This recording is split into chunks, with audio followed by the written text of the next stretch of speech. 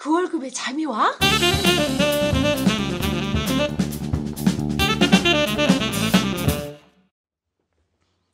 안녕하세요. 그 월급에도 잠이 오는 방송. 이게 예. 자꾸 하는데 이게 좀 매끄럽지 않아요. 그죠? 이게 그 월급에 아무래도 잠이 안 오는가 봐. 잠이 안 오는 사람들이 많나 봐요. 다시 한번 해볼까요? 안녕하세요.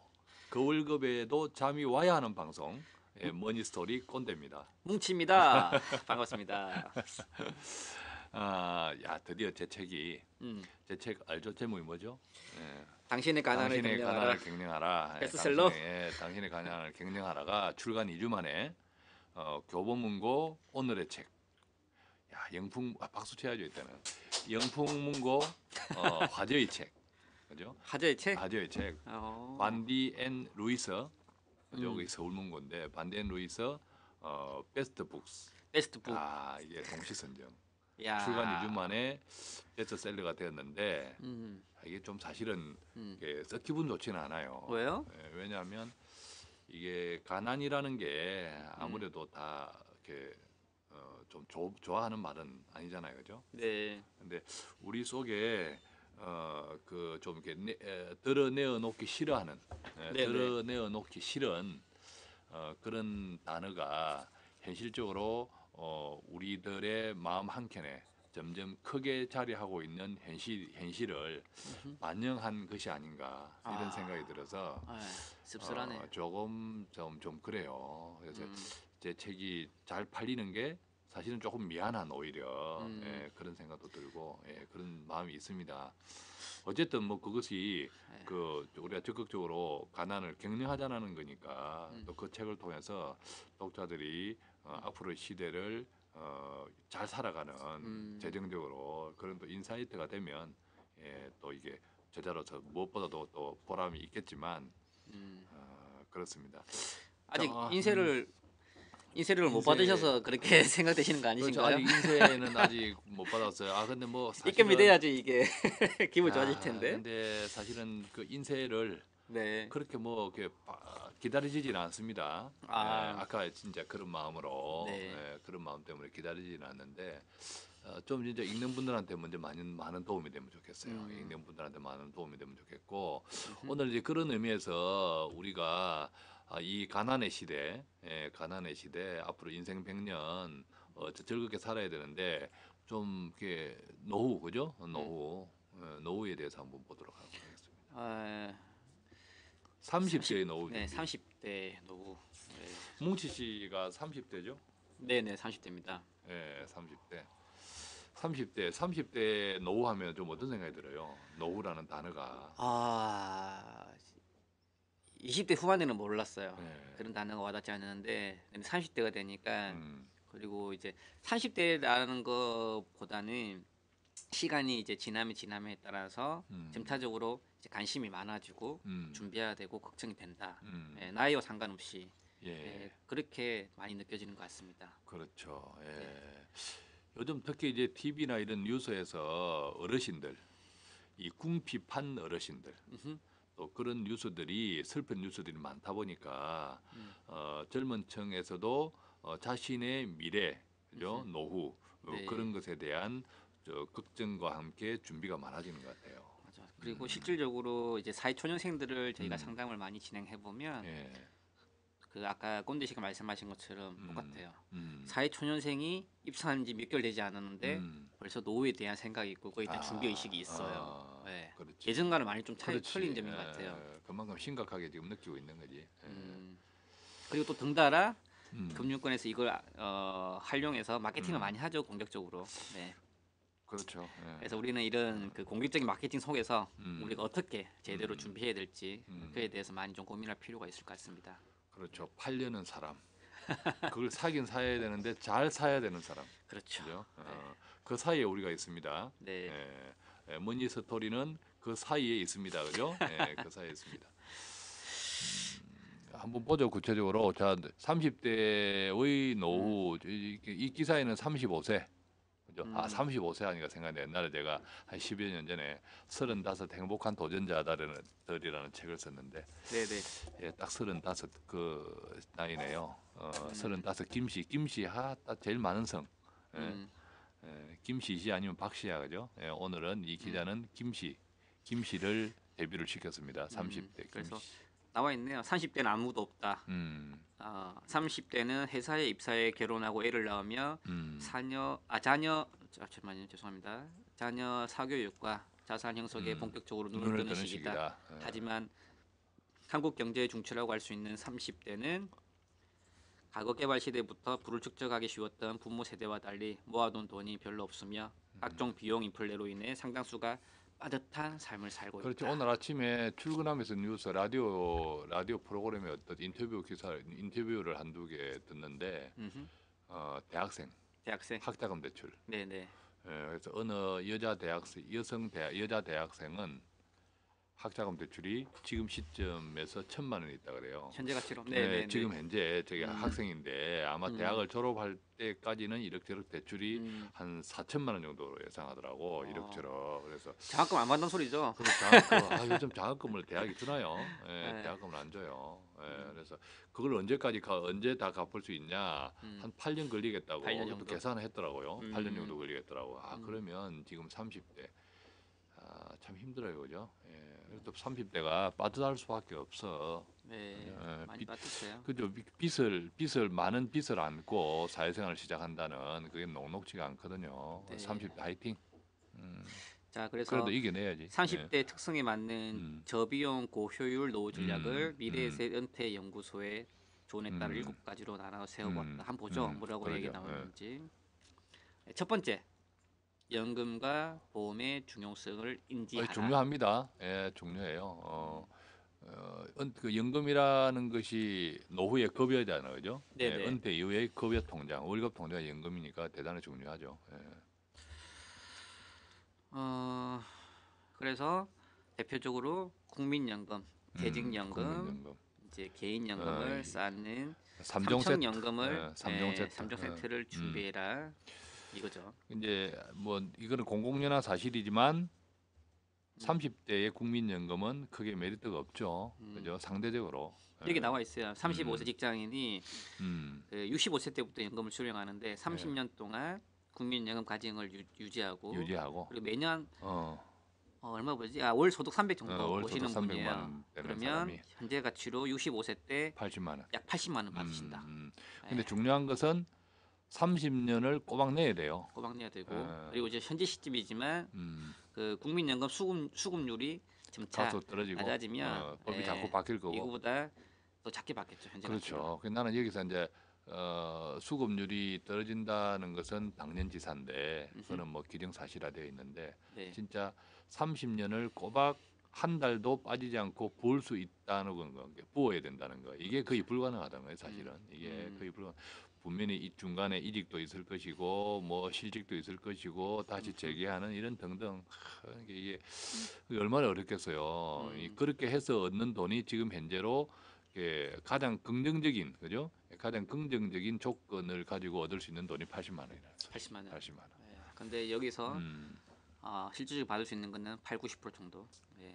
80-90% 안 되죠. 더 안 될 것 같아요. 아까 가입 기간이 30년을 꼬박 채워야 된다는 소리니까 뭐 한 절반이나 될까? 그런 생각이 들어요. 네.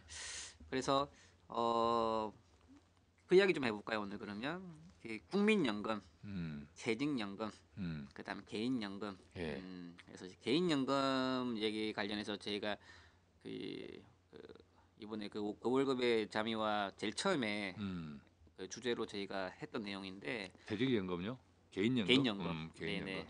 그래서 오늘은 그 얘기를 좀 해보죠. 그러면 이제 소득 공제되는 상품들에 대한 문의가 좀 많이 있으신 것 같으세요. 소득 공제가 되는 그 상품들에 대해서 어떻게 가입하는 게 유리한지 그 얘기를 좀 해보죠.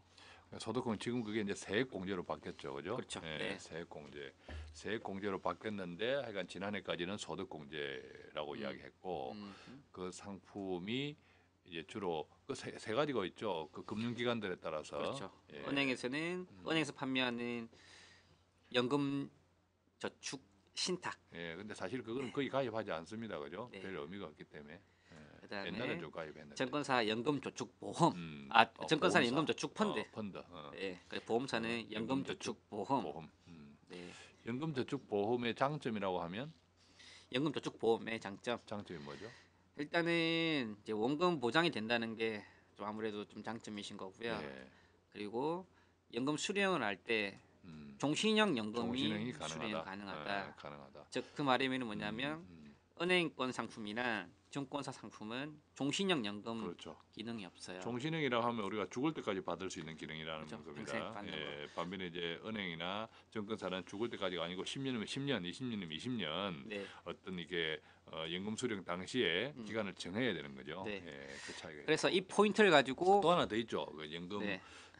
보험 같은 경우는 비록 아주 금액은 적지만 불이익 기간 동안에 만약에 사망하는 일이 생기면 약간의 보험금이 나오죠. 약간 일정 부분에서 예, 그 차이가 좀 있죠. 그것은 아주 기본적으로만 깔고 들어가죠. 오히려 그런 부분 때문에 그런 보장에 대한 사업비가 나가기 때문에 그렇죠. 실질적인 예, 수령액은 줄어듭니다. 예, 바로서 조금 전에 이야기한 그 장점 때문에 단점이 생기는 거죠. 그렇죠. 예, 그로 인한 장점 때문에 사업비가 나가고 이제 그 단점이 생기는 거죠. 동시에. 그래서 삐까어도 꼰대 씨가 말씀하신 그 종신형 연금 기능을 가지고 보험사에서 마케팅을 할 겁니다. 우리는 그렇죠. 이런 점이 좋고 예. 지금 시장도 안 좋은데 원금 보장이 된다. 이렇게 얘기를 할 거거든요. 근데 이제 여기서 이제 우리가 주의할 부분은 그러면 다른 보험사 다른 상품들은 종신연금 기능이 없지 않냐 이렇게 생각할 수 있는데 예를 들어 증권사 상품이나 신탁 상품 보실게요. 이제 평생 받는 걸 종신형 연금이라 부르면 일정 기간을 정해놓고 받는 걸 확정형 연금이라 부르는데 연금 수령을 60세부터 한다고 하면요. 요즘 상품들은 확정형 연금 수령 기간이 30년까지 나가 있어요. 30년에서 35년. 즉 90세까지는 90세에서 100세까지 받을 수 있는 거예요. 실질적으로는. 네, 30년 연금 수령이 가능합니다. 네, 그러니까 물론 이제 평균 수명이 뭐 길게 갈 수도 있겠지만 현재 시점으로 보신다면 크게 종신연금에 대한 메리트가 그렇게 강하지는 않다. 타사들도 확정 기간 동안 받을 수 있는 기간을 최대로 많이 늘려놨다. 또 이제 동시에 보면 이제 우리가 연금을 이런 그 세액 공제 받는 상품으로 끝내야 되는 게 아니잖아요, 그죠? 그렇죠. 예, 그것만 끝내기로는 너무 부족하죠, 사실은 턱없이 부족하죠. 네. 그렇기 때문에 또 이제 세액 공제되지 않는 세액 공제가 되지 않지만 나중에 비과세가 되는 네. 예, 그것도 이제 보험연금이죠, 그죠? 예, 네네. 보험사연금 그런 쪽이 이제 그 어쨌든 종신연금이니까 그런 식으로 적절히 보완이 돼야 될 것 같고 또 이제 나이에 따라서도 나이 연령대가 좀 이게 높으신 분들은 비록 세액 공제 받는 상품이라도 보험사 것이 또 메리트가 있을 수도 있는 거고죠. 나이가 좀 있으신 분들은. 그렇죠. 네, 그런 것들 그런 네. 식으로 좀 구분해서 네. 생각을 해야 될 것 같아요. 그래서 일단 여기서 포인트가 30대니까 30대를 보신다면요. 예. 30대에 맞는 그 세액 소득공제 상품을 추천해봐라. 네. 소득공제 때는 연금 저축을 추천해보라면 저는 증권사에 있는 연금 저축 그 펀드를 추천해드립니다. 보험은 아니다. 네. 보험은 아닙니다. 솔직히 30세는 네네. 연금 저축 보험은 아니에요. 네. 제가 왜 권해드리자면 일단은 뭐 요즘들 많이 아시겠지만 기간이 좀 길어요. 기간이 길기 때문에 좀 투자할 수 있는 기간이 네, 그렇기 때문에 좀 리스크를 감수하면서도 수익성 높은 거 하는 게 중요할 수는 있고요. 그리고 그 작년부터 거기 나왔어요. 신연금 저축 계좌라는 게 나왔어요. 신연금 저축 계좌. 네, 그게 뭐냐면 예전에는 그 연금 저축 상품에 대해서 소득공제 혜택을 줬어요.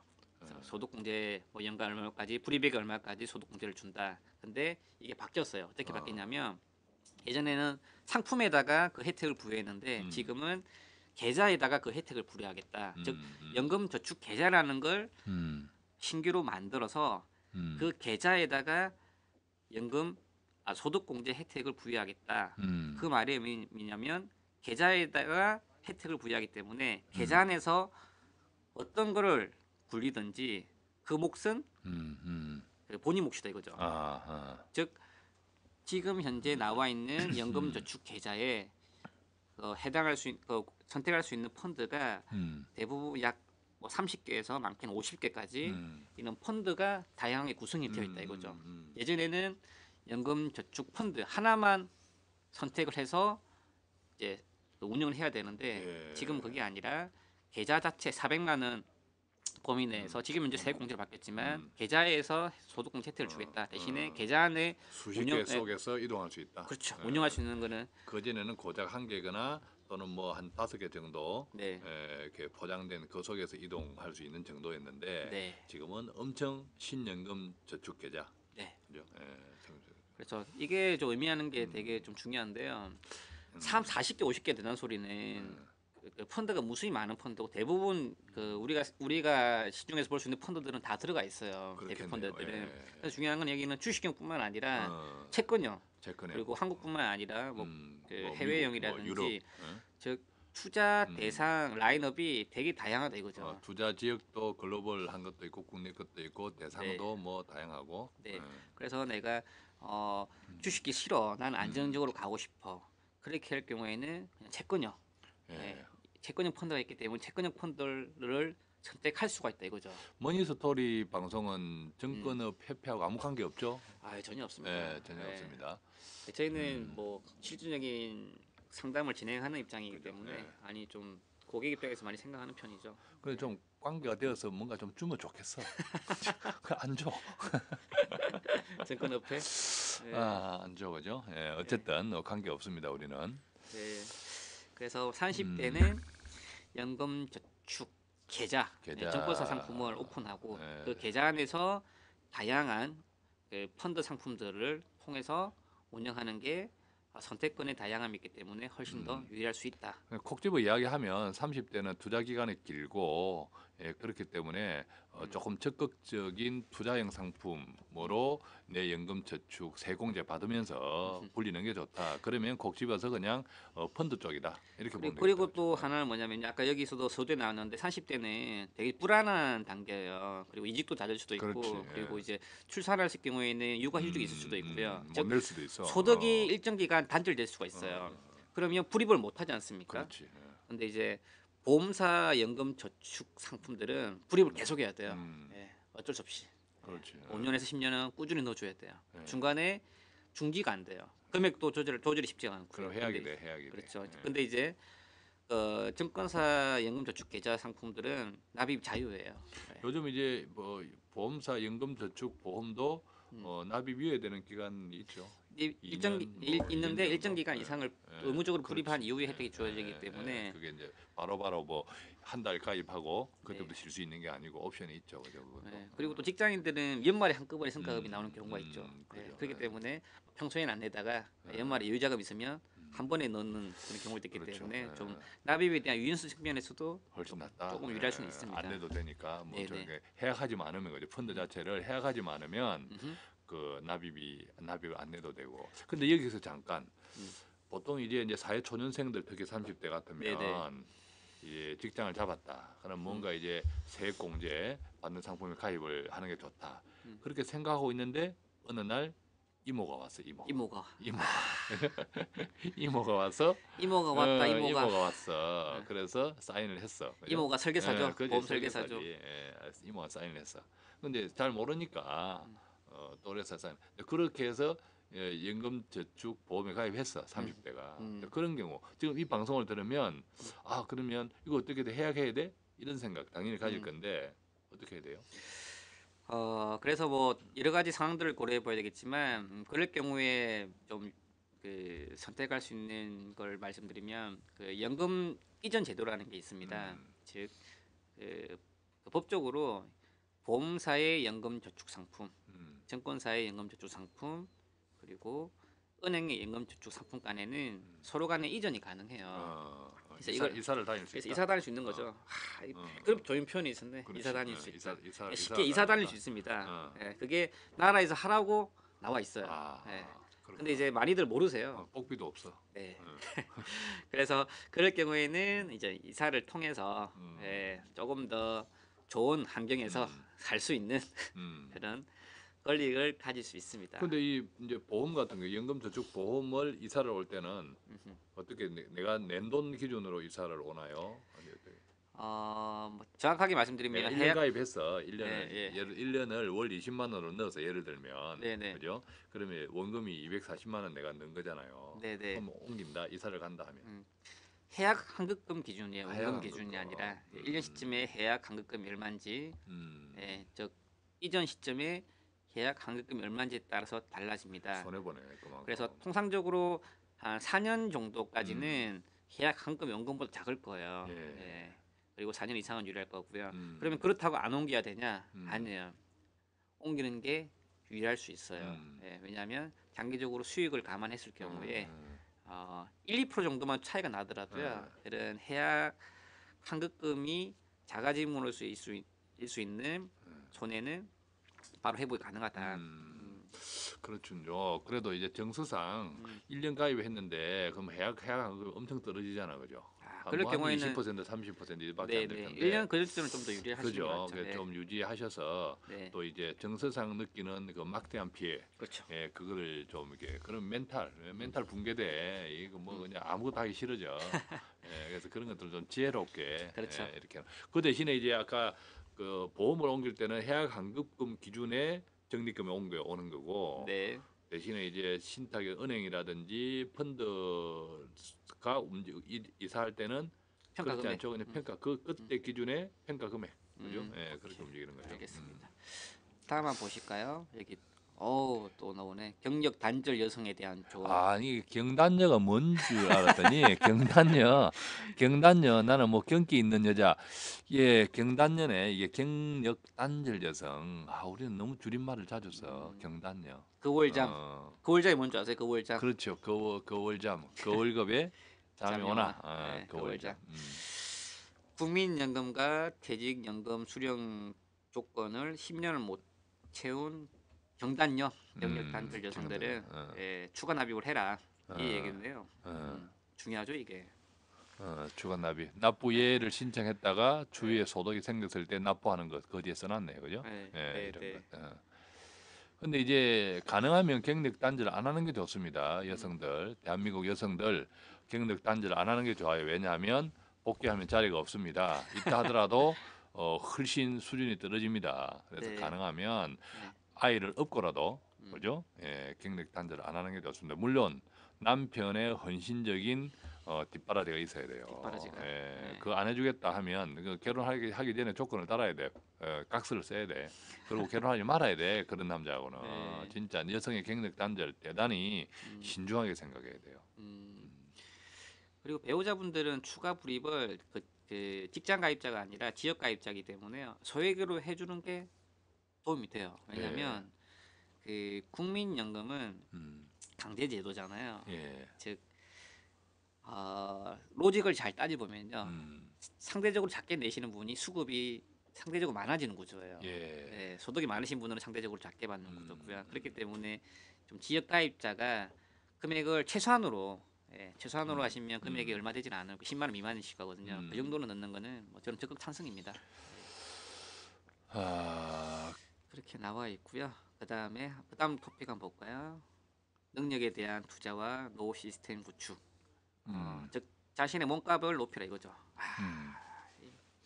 그렇죠. 이게 대단히 중요해요.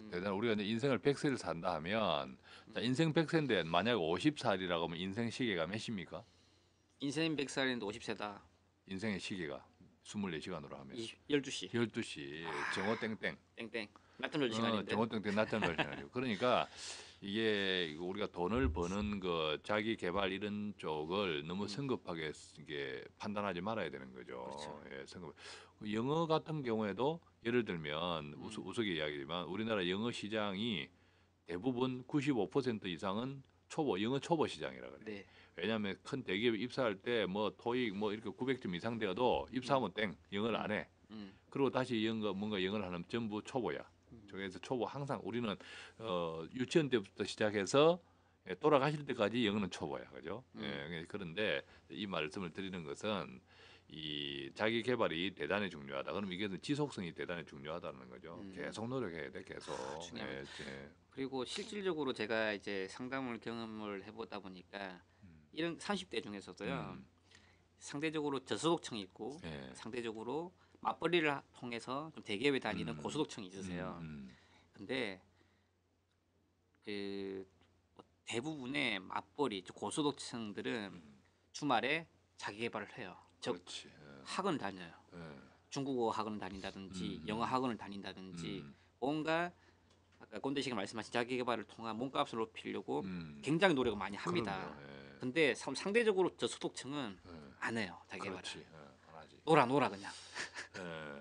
또 이제 저소득층은 학원 갈 돈이 어디 있노 이런 것도 있죠. 이제 예를 이렇게 있는데 어쨌든 그럴지라도 뭔가 자기 개발해야 돼요. 그렇죠. 뭔가 개발하지 않으면 기계도 그렇잖아요, 그죠? 그렇죠. 자꾸 이렇게 닦고 조이고 기름치지 않으면 빨리 상하잖아, 빨리 그죠? 책도 많이 읽어야 되고요. 그죠, 책도 많이 읽어야 되고. 당신의 가난을 갱년할 책도 갱년하라. 많이 읽어야 돼. 당신의 가난을 갱년하라 그 책, 그죠? 거범문고 오더의 책, 다음도 해요. 영풍문고 하저의 책, 반덴 루이스 페트북. 자기 개발을 위해서 책을 읽어라. 그렇죠, 자기 개발 책을. 그 위에 잠시만 봐봐요. 그 위에 아까 이게 요 위에 보면 뭐죠? 어떤 거? 그 35 직장 아까 국민연금 80만 원 하고 네네. 여기 그 밑에 이제 학증 기여형 퇴직연금 매년 300만 원, 월급이 매년 300만 원이라고 하면 그러니까 아니지 학증 기여형 퇴직연금에 매년 300만 원이 한 달 1년에 한 달치의 그 퇴직금 정도. 그다음에 연금 저축 매년 400만 원. 소득 그 세액공제 꽉 채웠을 때 이랬을 때 65세가 되는 해부터 매달 166만 원이에요. 제가 이걸 한번 다시 보자 한 거는 그런 이야기입니다. 이 166만 원의 연금을 얻기 위해서 지금 이 기사에서 예시한 조건 자체가 너무 이상적이라는 거지. 그렇네요. 그죠? 뭡니까? 그 65세까지 한 번도 경력 직장 단절, 소득 단절이 없어야 돼. 그죠? 그리고 당연히 중간에 뭔가 멈추는 것도 없어야 돼. 이랬을 때 매달 얼마라고요? 그리고 중견기업 이상. 그렇죠, 중견기업 이상. 이랬을 때 166만 원 연금을 받을 수 있대요. 이것보다 훨씬 적게 받을 것 같아요. 그러니까 참 이게 쉽지 않습니다. 그러니까 우리가 얼마나 노후 준비나 이런 것들 자기 개발 이게 한번 자기 몸값을 올린 것은 쉽게 떨어지지 않아요. 그죠? 주식은 어제 주식이 오늘 절반으로 반토막이 날 수 있어도 몸값은 하루 만에 그렇게 안 납니다. 그죠? 근데 그렇기 때문에 몸값을 올리는 것이 대단히 중요하다라는 거죠. 다시 밑으로 봅시다. 또 우리가 뭘 봐야 되죠? 능력, 그죠? 이건 했고요. 몸값 했고. 네, 몸값 했고. 또 아까 했고 이제 그 밑으로 보면 또 이건 나왔네요. 자산 배분. 직업과 소득 안정성을 고려해 주식형과 채권형에 대한 자산 배분을 세우자. 한번 더 읽어볼까요? 최근의 저성장 속에서 예금에만 머물 수 없고 국내 주식 및 부동산 투자도 불안하다며 글로벌 시장에 대한 투자 시장도 고려하다. 이게 중요하죠. 그렇죠, 중요하죠. 지금 사실 이제 글로벌, 비글로벌이라는 표현이 어색할 정도로 세계가 한 통속인데 우리는 이제 다만 소위 글로벌이라고 하는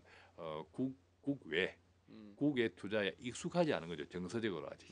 그죠? 맞아요. 그리고 과거 2008년도, 2009년도 금융위기 때 뼈아픈 경험도 있으시고. 그렇죠.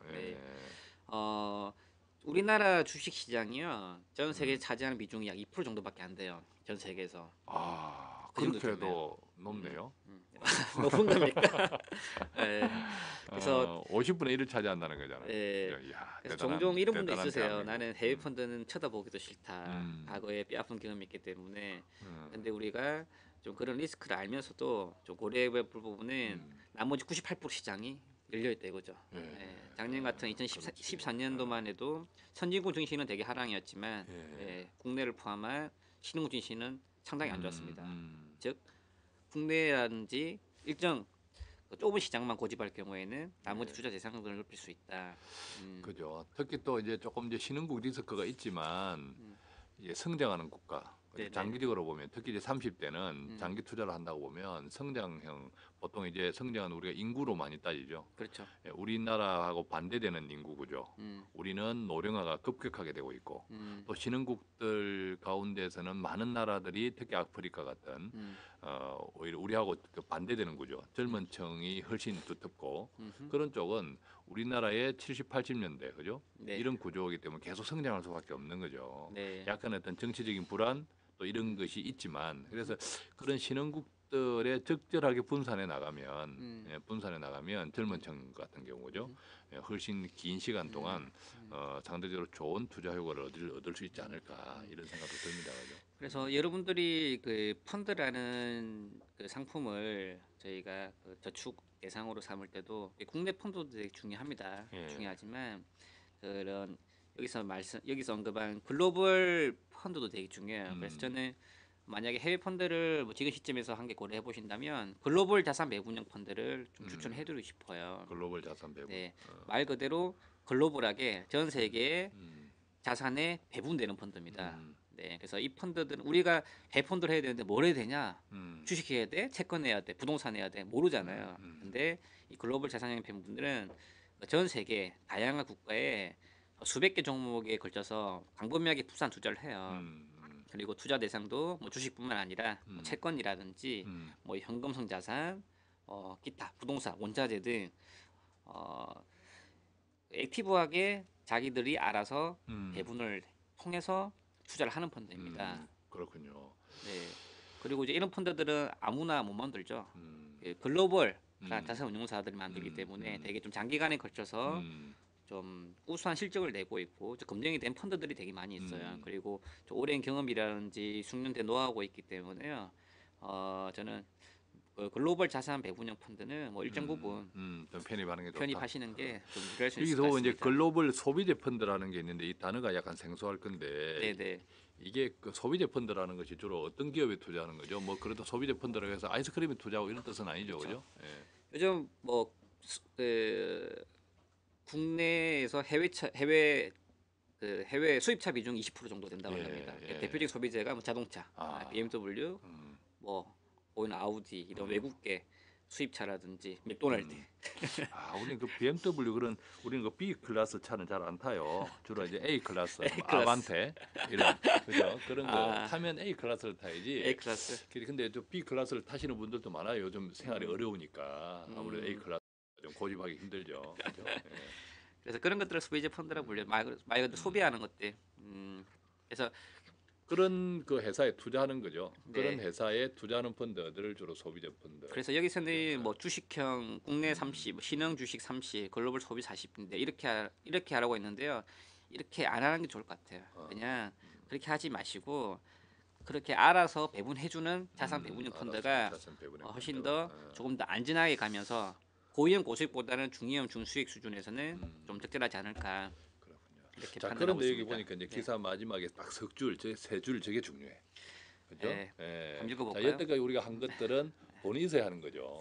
돈이 있어야 보험도 들고, 돈이 있어야 뭐 세공제도 받고, 뭐 돈이 있어야 뭐 이렇게 추가 납입도 하고 하잖아요, 국민연금. 네네. 그러면 돈이 있어야 돼. 근데 돈은 월급 받는다고 다 있는 게 아니에요. 그 월급에 잠이 안 와. 이 월급 받는다고 있는 게 아니라니까. 월급 받으면 어때요? 오늘 받았는데 눈 자고 일어나면 있어요, 없어요? 없는 경우 많거든요. 그래서 월급 받는 게 중요한 게 아니라 진짜 이 마지막 석줄이 중요해요.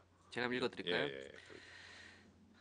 쓰고 남은 돈을 저축하는 것이 아닌 저축하고 나중에 쓰는 습관. 중도 해지가 어려운 상품 가입. 노후 대비 저축 계좌를 별도로 구분하는 이른바 강제 저축 시스템의 필요성을 인식해야 한다. 그렇죠. 이게 강제 저축 이제 쓰고 남는 돈 쓰고 남는 뭐 없잖아요. 요즘 뭐 남는 게 있나? 그러니까 먼저 저축부터 해야 된다. 저축부터 띄워놓고 그다음에 써야 된다. 제일 중요한 포인트죠. 예, 그다음에 또 중도 해지가 어려운 상품. 요것은 약간 복선이 있어요. 요거는 약간 복선이 있어. 우리가 보통 보면 의지가 있고 윌 그 요구르트 이야기 아닙니다. 네네. 의지가 있고 의지로 해야 되는 게 있고 사실에 입각 근거에 입각해서 해야 되는 게 있어요. 근데 이게 저축들은 물론 이제 장기 상품을 유지를 잘하는 게 물론 좋고 중도 해지가 어려운 상품도 강제 저축의 기능이 있기 때문에 좋지만 나쁘지는 않지만 단 그것이 사실에 근거해서 해야 된다. 너무 의지만 앞세워서 꼭 해야 돼. 네. 그래도 해야지. 미래가 있겠어. 이런 의지에 이렇게 유혹돼서 하는 것보다는 흔들려서 하는 것보다는 진짜 그렇더라도 사실에 근거해서 사실에 근거한 의지 이게 굉장히 중요하다. 역시 저자가 쓰는 용어는 일반인들과 틀린 것 같아요. 그렇죠. 예. Wheel of Fact. 알겠습니다. 아유. 그래서 선저축 시스템 네. 쓰고 남은 걸 저축하는 시스템 이게 이제 통장 분리인데 그렇죠. 그래서 통장을 분리하는 시스템을 통해서 목적별 저축을 할당하자 이런 의미인 것 같습니다. 예. 네. 다음에 우리가 한번 또 기회 될 때 통장을 왜 분리해야 되는지 또 분리하면 어떤 점이 좋은지 또 어떻게 분리하는 것이 효율적인지 이런 것도 한번 기회 되면 나눠보는 것도 좋겠다 그죠? 예. 자 오늘 여기까지 진행할까요? 네 오늘 여기까지 진행하고요. 또 들으신 분들 또 궁금하신 것들 있으면 저희 홈페이지가 있습니다. moneystory.tv 예, 거기 오셔서 정치 소감도 또 의견도 또 질문도 남겨주시면 다음 시간에 함께 또 한번 체크해서 방송하도록 그렇게 하도록 하겠습니다. 자, 뭉치 씨 오늘 수고 많았습니다. 네, 수고 많으셨습니다. 예. 감사합니다.